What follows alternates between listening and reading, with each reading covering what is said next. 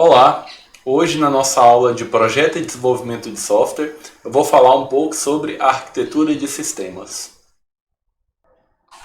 Vamos começar essa aula lendo aqui uma frase do Ralph Johnson, né? Vou traduzir para vocês. Ela diz que a arquitetura é sobre tudo que é importante, as coisas importantes do seu sistema, independente do que sejam. Né? Então, na hora de definir, estudar a arquitetura, a gente vai ter que analisar o seu sistema de um nível mais alto. Tá? A gente não vai mais olhar as classes, os métodos ou as funções. Né? A gente vai olhar as unidades maiores, como pacotes, módulos, subsistemas, camadas, serviços. E então a gente vai ter que definir como que esses módulos, essas unidades, elas vão se comunicar. E para isso, a gente vai ter, na hora que definir uma arquitetura, a gente vai ter que definir quais unidades que têm maior relevância. Tá? Porque, de acordo com a frase aqui do Johnson, a arquitetura é sobre tudo que é importante. Né? Mas o que é importante no meu sistema? Então, isso vai definir muito, vai depender muito do seu sistema. Por exemplo, aqui um banco de dados. Num sistema de informações, por exemplo, um sistema de cadastro de clientes, com certeza o banco de dados é importante. Tá? Mas, pensando em outro tipo de sistema, um sistema que faz cálculo numérico, tem importância o banco de dados. Que um sistema que realiza cálculo para solucionar alguma equação, né? Não tem relevância nenhuma o banco de dados. E nessa aula a gente vai estudar alguns padrões arquiteturais, tá? Que já são pré-definidos. E o principal deles aqui, a gente vai começar pela arquitetura em camadas. Tá? Em sistemas, normalmente eles são organizados em 2 ou 3 camadas. E a gente vai estudar também o Model View Controller, que é o MVC. Tá? Eu acho que é o mais comum, provavelmente vocês vão, em algum momento da carreira de vocês, trabalhar com a arquitetura MVC. Em seguida, a gente vai ver a arquitetura de microserviços, orientada a mensagens e Publish Subscribe. Tá? Então, sobre a importância da arquitetura de software. Por que a gente tem que estudar a arquitetura de software? Por que cada um define a sua arquitetura e pronto, ou vai programando, né? Então, para a gente entender a importância da arquitetura, tem um debate aqui muito interessante entre o Linus e o Tannenbaum. Tá? Isso aconteceu em 1992. O Linus, para quem não sabe, é o que está aqui à esquerda, é o criador do sistema operacional Linux. Tá? Daí o nome. E o Tannenbaum é um professor pesquisador da área de sistemas operacionais, que eu não lembro exatamente a data, ele estava desenvolvendo o Minix. Tá? E o Linus, ele já tinha desenvolvido o Linux em 1991. Tá? Então, antigamente o pessoal fazia discussões, debates por e-mail. Tá? Vocês podem não acreditar, mas o pessoal discutia por e-mail. Então, olha só, o Tannenbaum mandou uma mensagem falando que o Linux está obsoleto. O Linux tinha sido desenvolvido em 1991 e 92 já estava obsoleto. Não é? Então, quais foram os argumentos do Tannenbaum nesse e-mail? Ele falava, olha, o Linux ele possui uma arquitetura monolítica.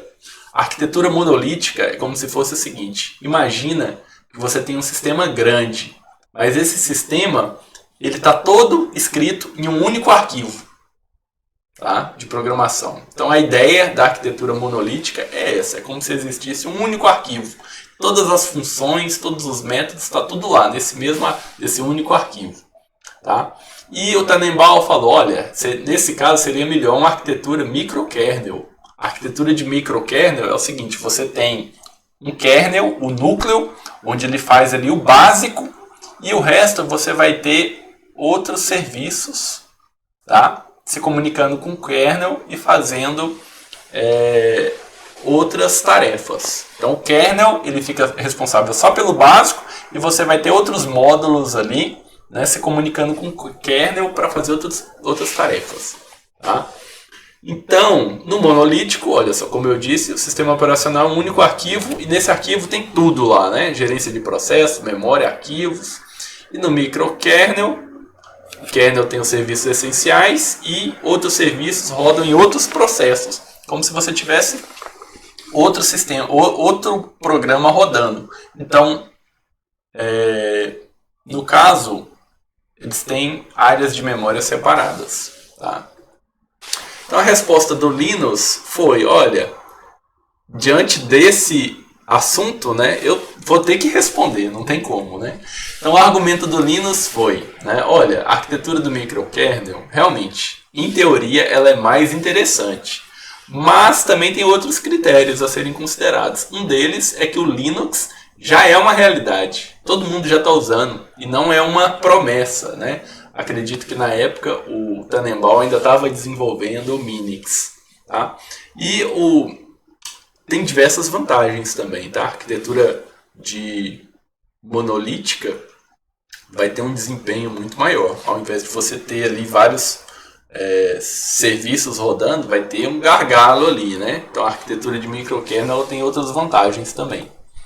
Então o Tannenbaum respondeu o Linus, né? Ele disse, olha, eu continuo firme com a minha opinião. Projetar um kernel monolítico em 1991, poxa, é um erro, né? Não tem como. E agradeça por você não ser meu aluno, né? O Tannenbaum era professor. Porque se você fosse meu aluno, você não ia tirar uma nota alta, né? Na hora de desenvolver um sistema na disciplina dele. Então, nesse debate aí, o Ken Thompson, que é um dos desenvolvedores do Unix, ele também fez um comentário. Ele falou aqui, olha, na minha opinião, é mais fácil implementar um sistema operacional com um kernel monolítico. Tá? Sim, mas é também mais fácil que ele se transforme em uma bagunça à medida que o kernel é modificado, né? Porque vai ficar difícil você gerenciar essas modificações. E o que aconteceu? No final das contas, o Ken Thompson previu o futuro, porque 17 anos depois, em 2009, o Linus Torvalds ele fez uma declaração aí, né, bombástica numa conferência sobre o Linux, em que ele disse, olha, não somos mais o kernel simples, pequeno e hiper eficiente que imaginei há 15 anos. Né? Em vez disso, o kernel está grande e inchado, né, foram adicionando diversas funcionalidades novas, módulos. Quando adicionamos novas funcionalidades, o cenário só piora. Tá? Então, moral da história, os custos de uma decisão errônea, né, na hora de definir uma arquitetura podem levar anos para aparecer. Então, existem também diversos sistemas críticos que têm problemas de arquitetura, que têm um custo enorme para fazer qualquer manutenção, mas que eles são mantidos ainda. Sistemas de banco estão nisso, tá? E agora vamos estudar um pouco, vamos começar pela arquitetura em camadas, tá? Então, a arquitetura em camadas, né, você vai ter o seu sistema organizado em camadas, e essas camadas elas vão ter uma hierarquia, de forma que a camada que está na enésima posição, ela só vai poder se comunicar com a camada que está na posição n-1. Tá? Ele não pode furar essa hierarquia. Então, o exemplo mais clássico da arquitetura em camadas é o protocolo de comunicação em redes, tá? E sistemas distribuídos também. Então, aqui, olha só, você tem 7 camadas. Então, a camada de aplicação, que define lá os protocolos, que tem os protocolos HTTP, FTP, DNS, ela só pode se comunicar com a camada de apresentação, que só pode se comunicar com a camada de sessão e assim sucessivamente. Tá? Vantagens. Então, facilita o entendimento, pois quebra a complexidade do sistema, né? Você vai ter uma hierarquia, vai ser muito mais fácil de entender. Então, vai facilitar a troca. Por exemplo, você precisou trocar uma camada por outra. Beleza, você tem ali simplesmente que manter o mesmo protocolo de comunicação com a camada inferior, beleza? E facilita o reuso, né? Se você quiser utilizar uma camada em outras aplicações, tá fácil. Variações para sistemas de informações. Na hora de desenvolver sistemas, o pessoal adaptou essa ideia da arquitetura em camadas. Então, para sistemas, a gente pode ter 3 camadas ou 2 camadas. Tá? A arquitetura em 3 camadas, ela foi muito comum em processos de downsize de aplicações corporativas nas décadas de 80 e 90. O que é downsize? Downsize é quando você tem um sistema rodando lá em um servidor, né? E você quer migrar ele para que ele rode num desktop, por exemplo, né? Um computador não tão potente. Então, na década de 80 e 90, que eles começaram a adaptar os sistemas para a arquitetura de 3 camadas. Na arquitetura de 3 camadas, a gente vai ter uma camada que vai ser a camada de apresentação ao usuário, né? No caso aqui a interface gráfica. A outra camada vai ser a camada que vai cuidar da lógica do negócio, né? Onde você vai ter ali as regras. E a terceira camada é a camada que comunica com um banco de dados. Tá? A arquitetura em 2 camadas, o que vai acontecer? Você vai ter a camada de interface e a camada de lógica em uma só. Tá? E então fica a camada de interface e lógica e a camada de banco de dados. Tá?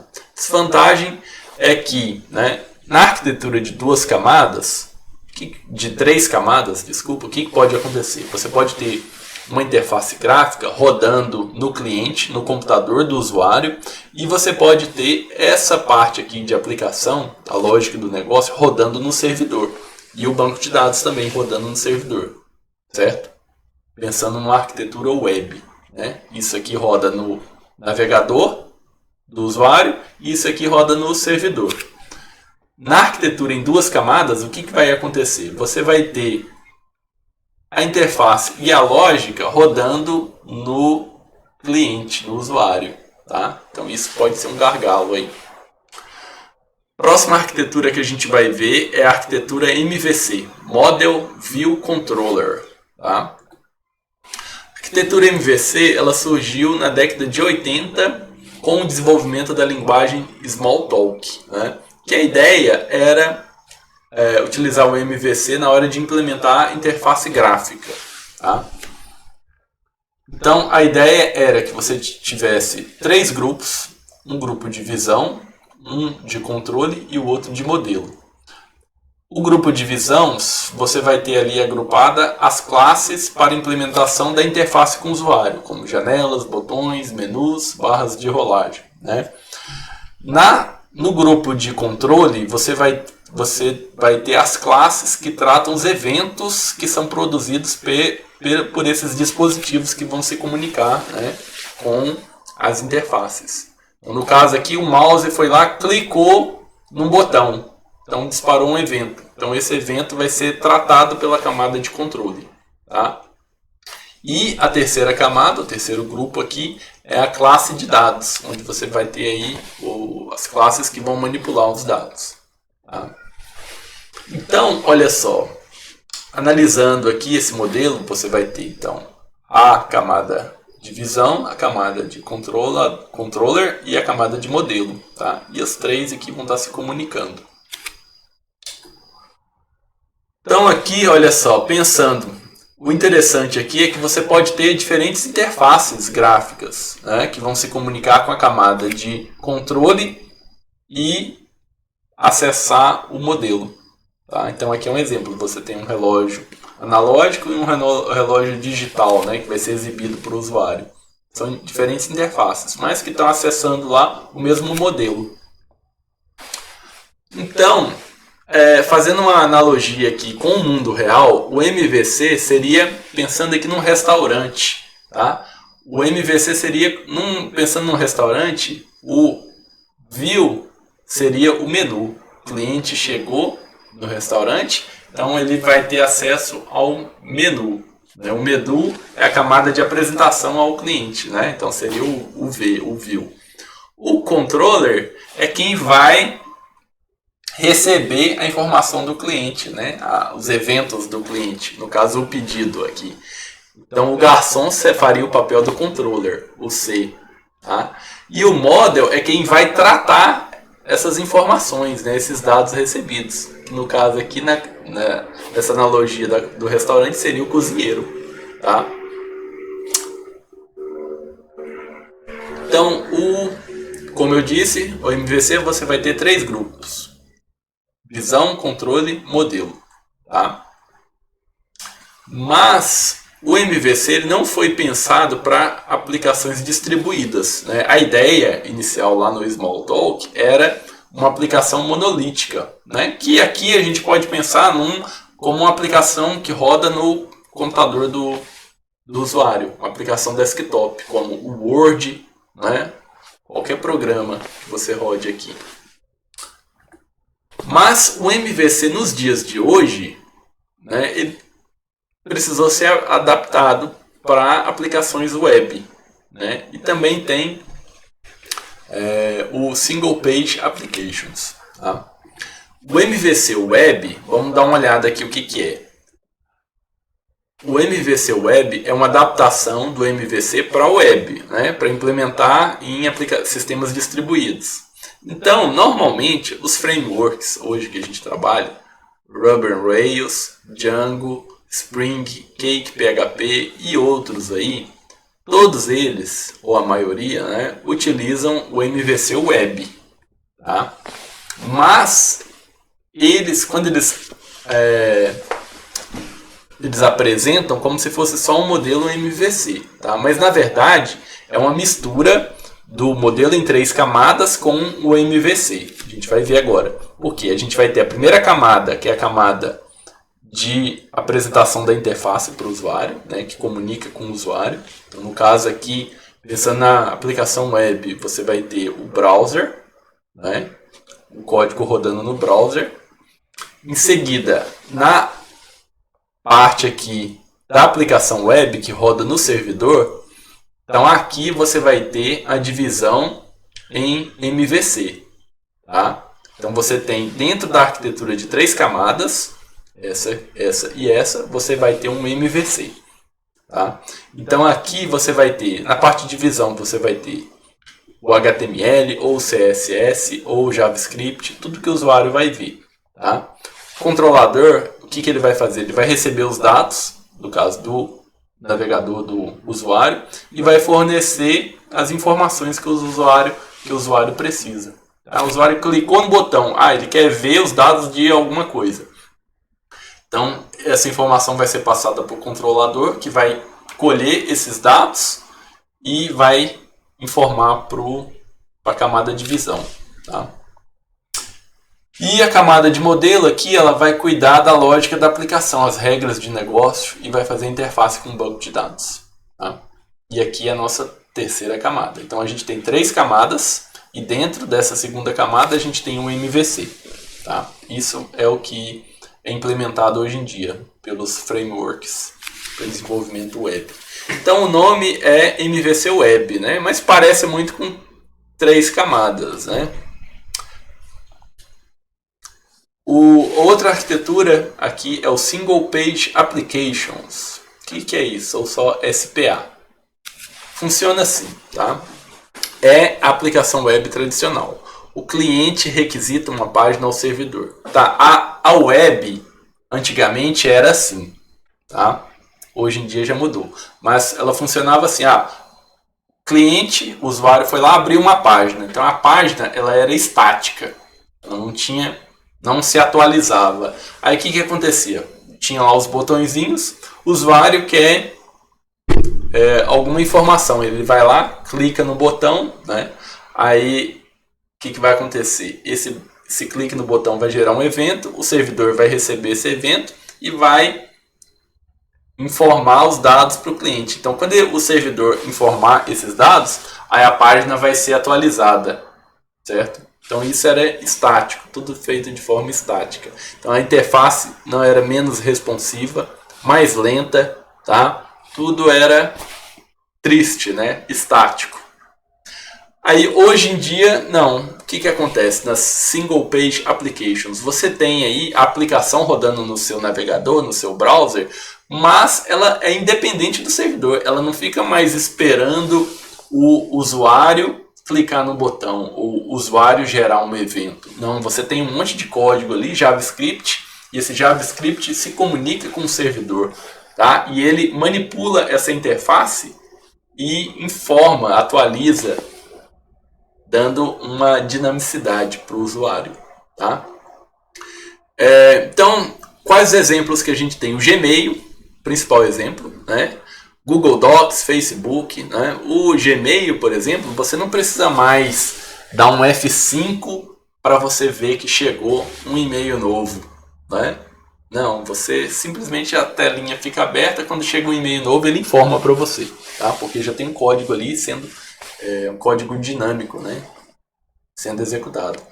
Acho que ficou claro, né, a diferença das páginas estáticas feitas em HTML puro, das páginas dinâmicas, né, feitas utilizando JavaScript. Então, a gente tem aqui um exemplo de uma aplicação simples usando esse framework para desenvolvimento em JavaScript, tá?